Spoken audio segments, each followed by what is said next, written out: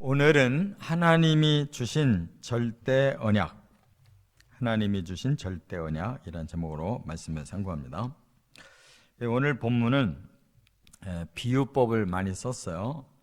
홍수에서도 건져주시고 맹수에서도 건져주시고 또 여기 사냥꾼의 올무에서도 건져주셨다라는 이런 비유법을 써서 이렇게 우리가 쉽게 깨달을 수 있는 말씀인 것처럼 돼 있지만 사실은 굉장히 깊은 그런 구원론을 여기서 말씀한 겁니다.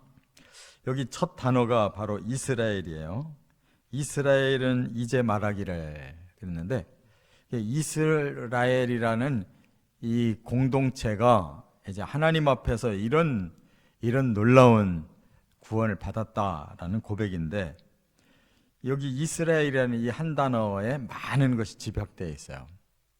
이것은 이제 하나님이 택하신 선민을 의미하는데, 이 단어가 창세기 32장부터 시작됩니다. 창세기 32장에 야곱이 20년 만에 이제 고향으로 돌아오면서 형 에서에게 죄진 것이 생각나는데, 왔다가는 죽게 생겼으니까 하나님 앞에 매달려서 밤새도록 기도했는데, 이제 하나님께서 이스라엘이다, 앞으로는 너의 이름이 이스라엘이다, 이렇게 지명하셨어요. 이스라엘이라는 이 단어가 하나님, 하나님과 겨루었다, 그런 뜻이에요. 거기 해석들이 하셨어요. 네가 하나님과 겨루어 이겼다. 그러면 정말 이긴 것일까요? 그게 아니죠. 하나님께서 인정하셨다는 거예요. 뭘? 너의 믿음을. 이스라엘 그 야곱은 하나도 잘한 게 없어요. 자기가 하나님을 향한 그 믿음과 열정이 있었다는 거 하나밖에는 인격적이지도 못했고, 사람이 아주 좀 졸렬해가지고 그렇게 남 속였다가 다시 속임을 당하고, 인생이 굉장히 고달픈 사람이에요. 그렇게 하자가 많은 사람인데 왜 하나님이 너는 하나님과 겨루어 이긴 자다라는 이스라엘이라는 이름을 붙였느냐? 그가 아브라함, 이삭, 야곱에 걸쳐서 하나님 원하셨던 믿음을 찾은 거예요. 다른 게 없어요. 그래서 온 인류를 구원하는데 필요한 건 믿음 하나예요. 그걸 예표할 수 있는 한 사람, 바로 야곱에게서 그걸 보시고, 너는 내 선민의 조상이다. 그래서 이스라엘이라고 붙이고, 35장에 가니까 그 12아들이 선민의 반열에 섰는데, 그 중에 둘째, 셋째 아들이 세겜 사람들을 무참하게 칼로 죽이잖아요. 도저히 선민으로서는 불가능한 자들이에요. 그들을 다시 용서하시고 쓰시려고 창세기 35장에 베델 가서 네가 처음 약속했던 그 장소에 가서 다시 제단 쌓고 나하고 다시 시작하자. 야곱이 깨닫고 베델 올라가서 제단 쌓고 나니까 내가 다시 너를 이스라엘이라고 부르겠다 하고 언약을 주시잖아요. 창세기의 그 번성의 언약, 아브라함에게 주신 그 쓰시는 축복의 언약, 다시 다 몽땅 35장에서 얘기하잖아요. 그리고 그 이스라엘이 가나안 땅에 있어가지고는 더 이상 클 수가 없으니까 요셉을 먼저 애굽에 보낸 다음에 총리를 시켜서 세상을 구원하게 하고 바로 이 이스라엘 공동체를 애굽으로 데려가시잖아요. 그때 출발할 때, 애굽으로 출발할 때 46장에 다시 이스라엘 언약을 해요. 너는 내 선민으로서 애굽에 가서 반드시 목적 달성하고 돌아와서 여기서 내가 너를 축복한 대로 여기서 번성시키겠다. 그게 바로 이제 애굽에 가서는 민족을 만들고 가나안에 와서 하나님의 나라를 세우게 하시려고 한 거예요. 할렐루야. 이 배경을 가지고 이제 나머지 얘기를 하고 있는 거예요. 내가 너에게 약속한 그대로 너를 구원했다, 이스라엘을. 그런데 그 이스라엘이 다윗 이후에 망하잖아요. 다윗에 와서 정말 하나님 원하는 그런 비슷한 하나님의 나라를 세우잖아요. 그러나 그 후로 다 망해버렸어요. 그래서 예레미야 31장에 새 언약 세운 거예요. 내가 유다와 이스라엘에게, 그 말은 뭐예요? 남북으로 갈라져서 망하는 그들을 이제 상징으로 해서 내가 온 세계 영혼들을 다시 내 선민으로 끌어모으겠다. 그때는 복음과 성령 가지고 아예 믿기만 하면 구원시키겠다. 너희들이 마음에 내 법을 심어놓고 내가 이루어주겠다. 그게 복음과 성령 밖에는 이게 율법을 순종할 수 있는 힘이 없어요. 그래서 십자가 지시고 죄사하고 또 부활해서 저주를 풀고 또 승천하셔서 하나님 나라 만들어 놓고 재림하셔서 심판 속에서 구원받아서 완성시켜서 천국 드리는 거예요. 이게 성경 전체 스토리고 거기에 공동체가 이스라엘의 이름이에요. 할렐루야. 그 새 이스라엘에 우리가 들어와 있는 거예요. 단 하나 하나님 주신 언약을 믿기 때문에. 그래서 그 언약을 믿은 자들에게 이렇게 언약대로 줬다는 거예요. 이게 절대 언약이에요. 뭐 우리가 잘해서가 아니에요. 하나님 일방적으로 언약하시고 거기에 순종한 자들 이렇게 하셨다는 거예요. 자, 그러면 뭘 어떻게 하셨느냐? 세 가지가 있어요. 첫째, 1절과 2절에 보면 하나님이 주신 절대 사랑을 보여주고 있어요. 이렇게 고백하죠. 이스라엘은 이제 말하기를 여호와께서 우리 편에 계시지 아니하셨더라면 우리가 어떻게 하였느냐. 또 2절에 사람들이 우리를 치러 일어날 때에 여호와께서 우리 편에 계시지 아니하셨더라면 또 어떻게 됐겠느냐. 그 말이에요. 그러니까 결국은 우리는 아무리 이스라엘 하나님 선민이 할지라도 우리 힘으로는 아무것도 할 수 없었다. 우리를 치는 대적이 우리를 그냥 놔두지 않았을 거다. 우리는 망했을 거다. 그런데 지금 이스라엘은 이렇게 여전히 있다.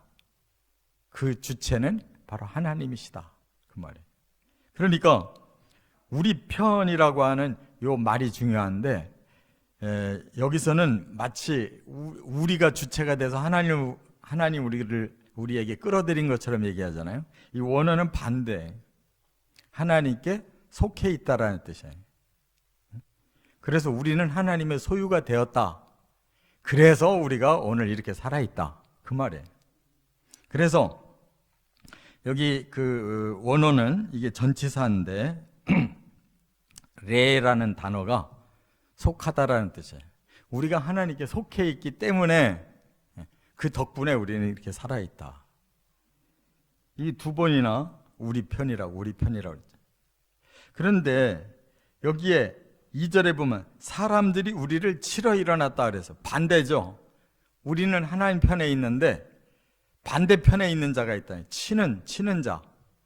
그거는 원어가 알이에요. 대항하는 자예요. 그러니까 우리는 하나님께 속해 있고 그들은 바로 악에 속해 있어서 그들은 대적한다는 거예요. 하나님에 속해 있는 자를 대적한다.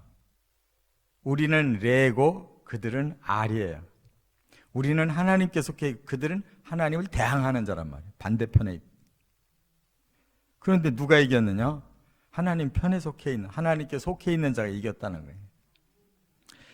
이것이 바로 하나님의 절대 사랑이라는 거예요. 뭐 그들이 더 악하고 우리가 더 훌륭해서가 아니라는 거예요. 그냥 우리는 하나님께 소속이 되어 있다는 거 하나뿐인데 우리를 이렇게 오늘까지 하나님이 살려주셨다. 이 절대 사랑을 말하는 거예요. 그러니까 언약이라고 하는 거는 그냥 절대적인 거예요. 우리가 그냥 그 사실을 인정하고 있을 뿐이고 절대 사랑을 주시는 것을 우리가 그냥 받을 뿐이에요. 하나도 내놓을 것이 없어요. 그래서 열왕기상 8장 51절에 보면 너희는 하나님의 소유된 백성이다 그랬어요. 근데 이스라엘은 지멋대로 까부는 거예요. 우리가 하나님 믿고 하나님 복 받고 다 자기가 주체. 아니에요. 하나님의 너희는 소유일 뿐이야. 하나님이 너희를 붙들어서 백성을 삼아서 하나님이 사랑을 주고 하나님이 너희를 세워주시는 거야. 이 주체가 바뀌어야 됩니다. 우리는 하나님께 속해 있기 때문에 뭔가 혜택이 오는 거예요. 시편 94편 14절에 보면 하나님은 소유된 백성을 결코 버리지 아니하신다 그랬어요. 이것이 절대 언약이고 절대 사랑인 거예요. 사랑이라는 거는 뭐 좋으면은 그냥 붙들고 미우면 버리는 게 사랑이 아니에요. 좋든 싫든 약속했으면 끝까지 지키는 것이 사랑이에요. 그게 하나님 사랑이라고. 우리 인간의 사랑은 그런 게 없어요. 나한테 손해될 것 같으면 다 버리려고 그러지 끝까지 책임지고 손해를 함께 감당할 사람이 없어요. 바로 우리는 하나님의 사랑 때문에 구원받고 혜택을 입고 산다는 거 깨달으시 바랍니다. 여기에 반대자가 바로 사람들이 우리를 치러 일어난다 그랬는데 이건 사람이 아니에요. 사람을 이용하는 사탄이 우리를 치러 일어나는 거예요. 왜? 하나님 방해하려고. 사람이 아니에요. 우리를 치러 일어나는 자는 사탄이란 말이에요. 사탄이 속인 자들은 사탄의 소유가 돼버린 거예요. 깨달으시 바랍니다. 사람이 미운 게 아니에요. 사탄이 그렇게 대항하는 거예요. 그걸 사람한테 미워해서 사람을 죽이거나 사람을 해코지하면 안 된단 말이에요. 우리는 이 대영적 전쟁에 지금 참여해서 우리는 하나님 편에 속해 있고 그 대항하는 자들은 사탄 편에 속해 있어서 그들은 잘못된 길을 가고 있는 것뿐이에요.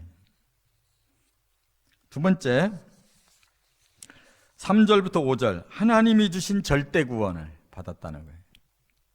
3절에 보세요. 그때에 그들의 노여움이 우리에게 맹렬하여 우리를 산채로 삼켰을 것이며 그랬어요. 그러니까 사탄이 아담과 하와를 넘어뜨리면서 권세를 얻어가지고 첫 사람들에게서 바로 사탄의 목적대로 그들을 하나님에게서 죄짓게 하고 그들도 사탄에게 복종할 수밖에 없게 이렇게 저주를 받으니까 그들이 여전히 바로 선민까지도 노여움으로 맹렬하게 산채로 삼키려 한다 그랬어요. 그러니까 선민은 아직 하나님의 백성이잖아요. 하나님이 띠를 두르고 내 소유다라고 해놨는데 끝까지 사탄은 거기까지 덤빈단 말이에요. 아주 노여움을 가지고 맹렬하게 우리를 산채로 삼키려 한다. 이 산채로 삼킨다라는 말이 불구덩이에 던져버린다는 말이에요. 영원한 불못에 그냥 던져버린단 말이에요. 살아있는 채로 불못에 들어가는 거예요. 사탄과 모든 악한 자들은 죽은 상태로 불못 들어가면 아무 의미 없어요. 불못을 못 느끼면 그거는 아무 벌이 아니에요. 살아있는 상태로 느끼는 게 벌이에요.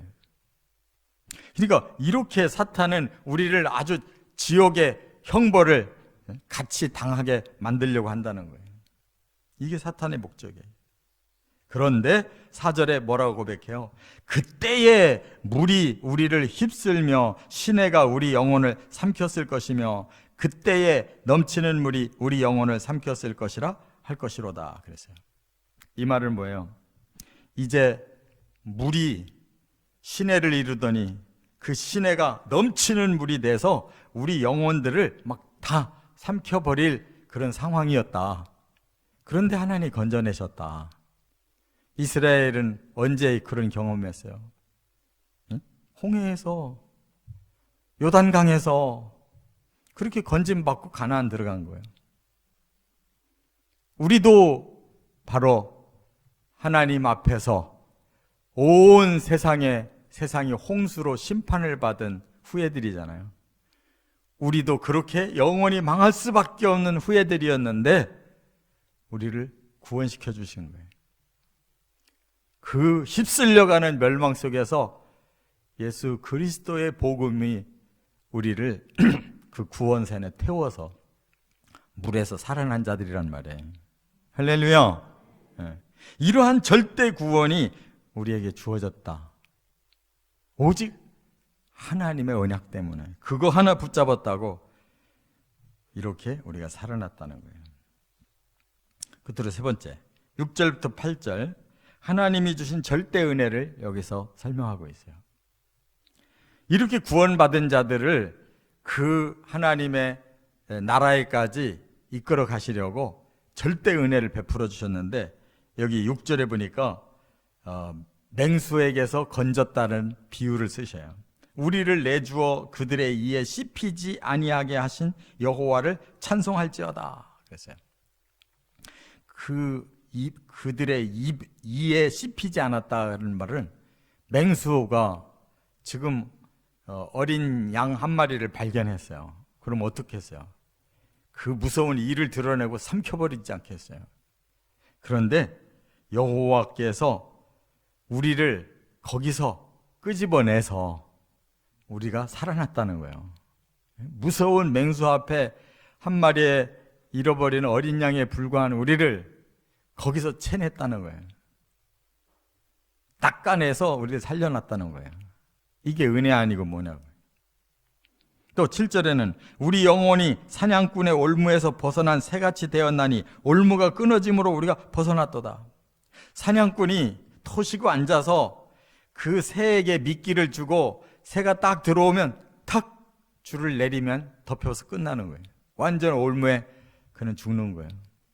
악한 사탄이 우리를 끝까지 집어삼키려고 이처럼 올무 놓고 있었는데 올무에 걸리지 않게 됐다. 왜? 하나님 끊어버리셨대 줄을.